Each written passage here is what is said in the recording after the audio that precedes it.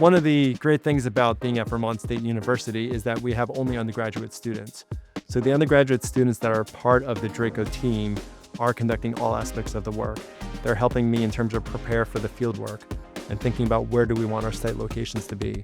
They're the ones that are out there conducting the experiments and traveling to the Arctic and measuring, the depth of the permafrost, collecting the permafrost cores, trying to get all the the equipment operating and running, and then helping transport all these samples back here to Vermont.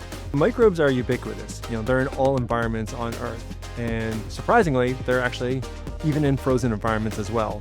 Many of these microbes are in a dormant state, so they're not very active in the permafrost or in the sea ice, but even some of them, even in the permafrost at these very cold temperatures, are indeed still active. As the permafrost thaws, and particularly in the polar regions as they are starting to warm, these microbes, many of them that are in that dormant state, are being further exposed to the environment and interacting more with the world around them. The increase in microbial degradation releases a lot of carbon and other greenhouse gases into the environment and are playing a large role in some of the global processes that are happening, even though these microbes are such small organisms. The most exciting component for me is the use of this new technology, the X-ray microscopy machine, the CT scanner, to image this environment and to really get a sense of the characteristics of the polar environments. That machine has not been really used for this type of environment before, so we're one of the first people, if not the first people, who are studying the microstructure and the nanostructure of permafrost at this high of a resolution and attempting to image the microbes within that environment. And so the most exciting thing for me is just the novelty of this project, and really we're just at the tip of the iceberg in terms of what this technology can do to help us progress in the field of polar research. When we first got the machine, I didn't really know what permafrost or sea ice or snow would look like through CT. So what I've learned is I've been able to look at the sample and get an idea of where microbes might be residing in an intact Arctic specimen. And that's important to me because looking at the structure and all of the different components of it, it's allowing me to make educated decisions on where I'm going to look for microbes within an Arctic sample, whether it's permafrost, sea ice, or snow.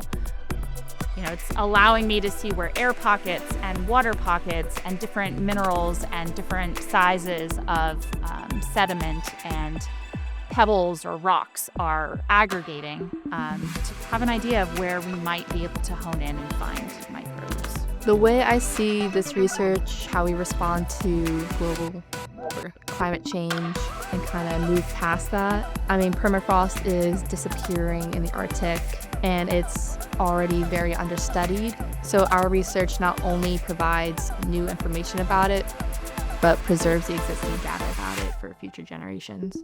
While the microorganisms that we're studying are pretty small, they can still have huge impact on the world's understanding of medicine and how these microorganisms might be interacting with our environment. At DRACO, we're looking at the nanostructure and the microbes that are in the soil.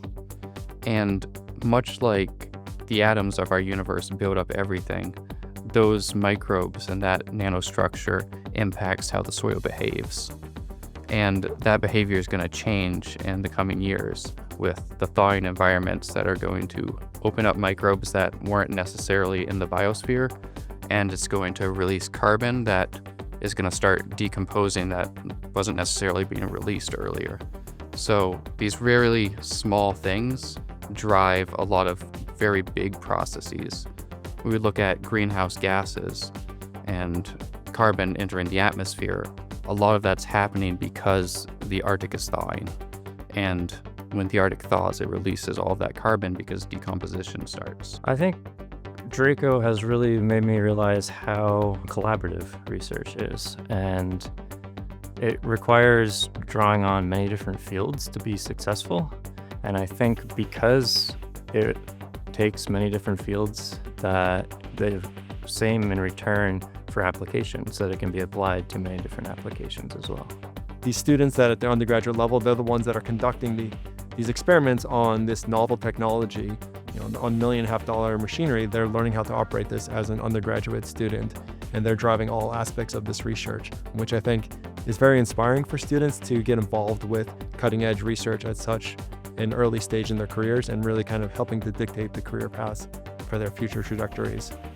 I think one of the things I enjoy about leading such a project is seeing the wonder that I had as a graduate student getting involved with it, and being able to share that love and interest of these really remote and unique environments with the next generation of scientists.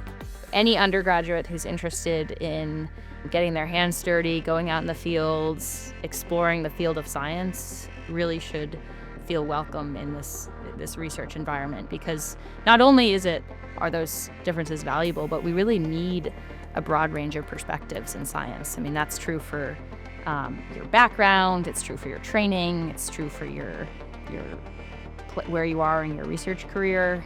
That diversity in perspectives is really what makes a successful team. And so it's not just that, we'll make an exception and accept this engineering or architecture student. It's that, no, we want this different perspective, because that all of those sort of different backgrounds coming together really makes for a strong team, and makes us be able to, is crucial for helping us answer really complicated, hard questions.